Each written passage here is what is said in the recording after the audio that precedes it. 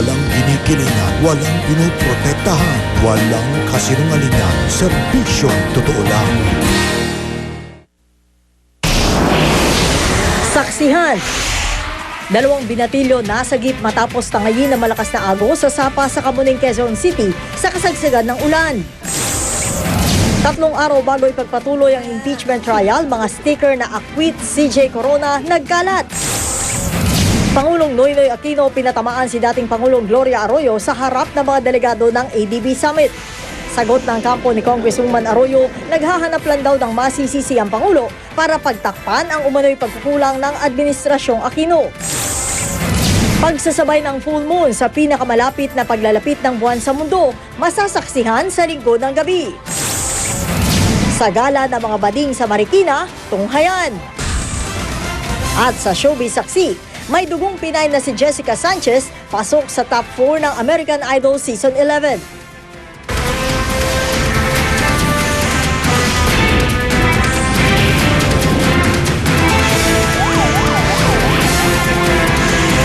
Saksi.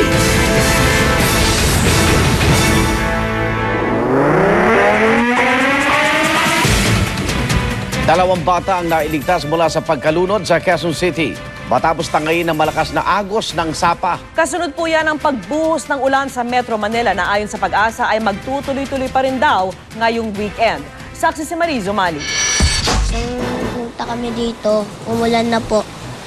Pagkaulan yan, sobrang lakas ng alon. Na po kami, tinulak na may malakas na alon.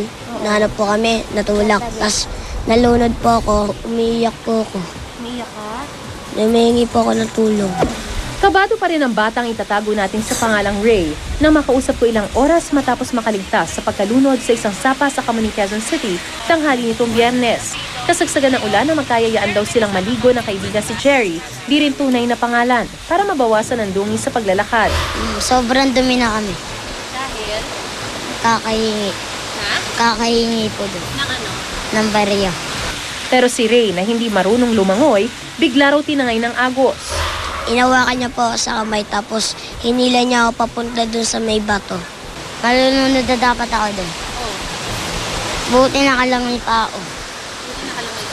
Sa pag-aakyat ko, sinagap ko si Eta. Agad naman silang nasaklolohan ng ilang magbabasura at barangay tanod.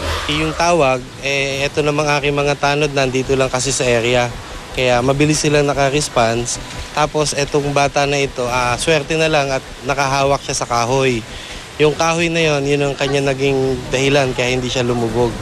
Dito sa mga posting ito nakakabit dati yung mga cyclone wire para pangharang sana ng mga otoridad sa mga residente rito at maging sa mga maliliit na bata na makapunta doon sa sapa. Pero nung panahon na manalasa ang bagyong Ondoy ay tinangay ito at mula noon ay hindi pa ito nagagawan ng mga harang. Isasabay na lang sana ang pagpapagawa sa cyclone wire sa pagpapagawa rin o yung renovation ng palengke sa tabi lang nitong sapa. Ito-turn over muna ang mga bata sa Reception and Action Center for Mendicants ng DSWD. Isi-shelter muna natin sila temporarily para ma-assess at ma-assist natin fully kung ano yung nararapat na maganda dito sa mga minor de edad na katulad nila para hindi na sila bumalik at in danger sila lagi kung pababalikin pa natin sila sa kalye. Sa iba pang bahagi ng Metro Manila, kabi-kabila rin ang mga batang naligo sa ulan. Sa Commonwealth Avenue sa Quezon City nga, nagkaroon pa ng pag-ulan ng yelo, gaya ng nasaksihan ni News Cooper Eric Ilacad. Paliwanag ng Pag-asa, normal lang ang mga pag-ulan kahit sa panahon ng tag-init. Tawag mo namin yan localized thunderstorm. Bago siya umulan, nag-iipon siya ng water vapor at marami siya ng ipon sa kanya na binaksak yung ulan. Ngayong weekend, ayon sa Pag-asa, asahan daw ang posibleng maulan na panahon. Ako si Marizo Umali, ang inyong saksi. May rollback sa presyo ng produktong petrolyo ang ilang kumpanya ng langis. Simula mamayang alas 12:01 na madaling araw, 50 sentimo kada litro ang bawas presyo ng kumpanyang Flying V sa kanilang premium at unleaded gasoline. 30 sentimo kada litro naman ang rollback sa regular gasoline at biodiesel. Wala namang paggalaw sa presyo ng kerosene. Wala pa hong abiso ang ilang oil company kung susunod sila sa rollback.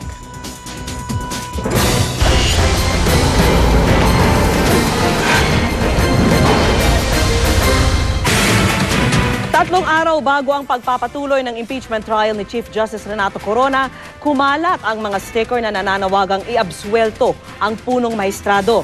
Saksi si Tina Panganiban Perez. Nagsulputan ng mga sticker na ito ilang araw bago nakatakdang magpatuloy ang impeachment trial ni Chief Justice Renato Corona. Napansin namin ito sa lugar kung saan nagbigay ng briefing sa media kaninang umaga ang mga abogado ng punong mahistrado. Pero sabi nila, di raw sila ang nagpagawa at nagpapakalat ng mga ito. Ang mga nakita naming may hawak ng mga sticker, nagsabing may nag-abot daw ng mga ito sa kanila.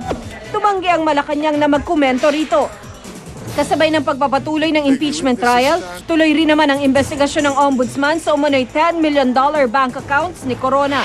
Ayon sa depensa, walang jurisdiksyon ng Ombudsman sa isang impeachable official tulad ng Chief Justice. Baka raw pakanalang ito para mapilit si Corona na sumalang sa witness stand sa impeachment trial.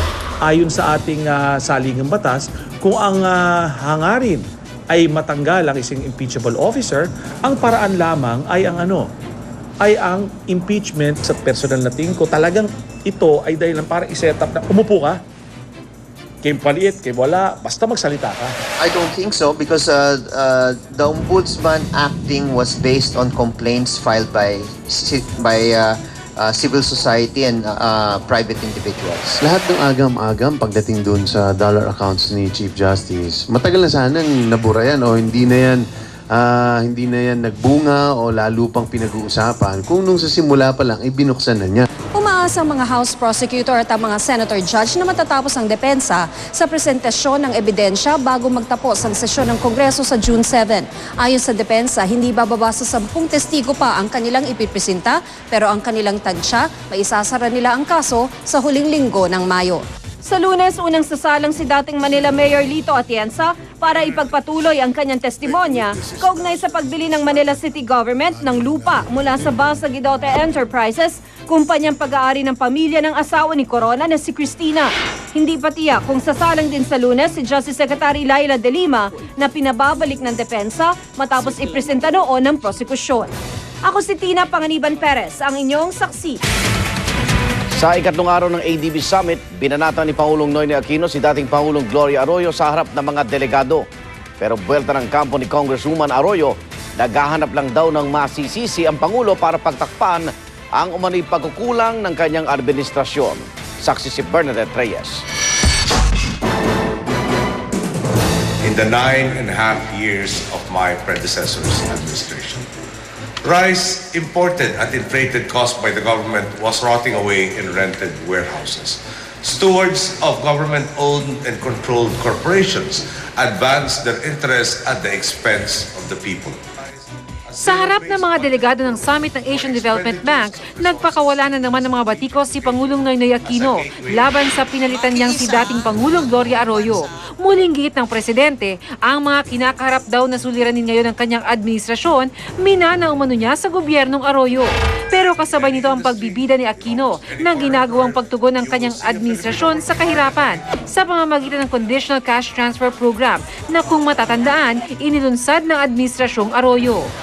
We are confident that the more than 3 million households in our conditional cash transfer program are actually the neediest families. Sagot naman ng kampo ni ngayon Congresswoman Arroyo, naghahanap daw muli ng masisisi ang Pangulo para pagtakpan ng umano'y kabiguan niyang matugunan ang mga problemang pang-ekonomiya, kabilang ang umano'y kakulangan ng trabaho at pagdami raw ng mga Pilipinong ang tingin sa sarili ay mahirap.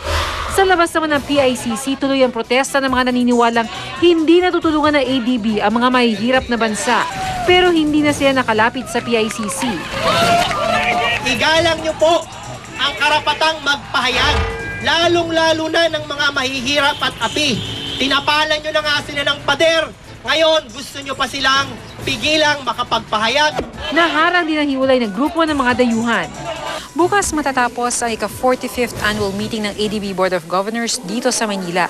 Pero simula pa lang daw ito ng mga pagbabago para maiahon sa kahirapan ng halos 2 bilyong tao sa pamamagitan ng mga programang may kinalaman sa kalusugan, infrastruktura at edukasyon. Ako si Bernadette Reyes, ang inyong saksi. Sa Sakit sa ulo naman para sa ilang motorista ang ipinatupad na courtesy lane para sa mga delegado ng ADB Summit. Nagdulot kasi ito ng matinding trapiko. Saksi si Michael Fahatin. Grabing traffic ang naranasan sa Ross Boulevard itong mga nakarang araw. Sa kalahating oras kong pagkaibig sa traffic, ito isa sa mga dahilang aking nasaksihan.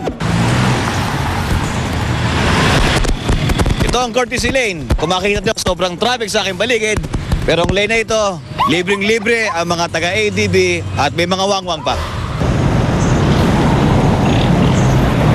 Pag may mga ADB delegate na daraan, hindi na magagamit ang itinalagang courtesy lane ng MMDA para sa kanila.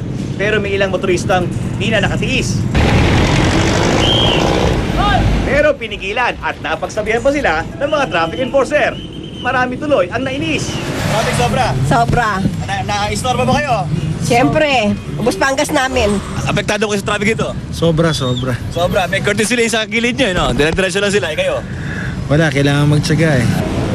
Pero napabilib pa rin ako dahil ang ilang delegado piniling makisama sa trapiko kasama ang mga ordinaryong Pilipino. Tulad ng ito, ang ito ay bansang Japan. Pinili niya na dito na lamang sa lane at mga traffic, hindi sa courtesy lane na ito. Paliwanag ng MMDA, hindi naman buong araw sarado sa mga ordinaryong motorista ang courtesy lane na isa sa 4 na lane ng Ross Boulevard. Yung courtesy lane, pwede pa rin gamitin ng private vehicles. Napapadaanan pa rin yon. Hinihinto lang sila kapag may VIP na dadaan. Maigi na nagpapakita tayo ng kortesiya sa mga bisita. Pero mahirap ding isang tabi ang imaheng ito ng magkabilang traffic na perwisyo para sa mga Pilipino motorista. At pasaherong hirap sumakay matapos ang trabaho.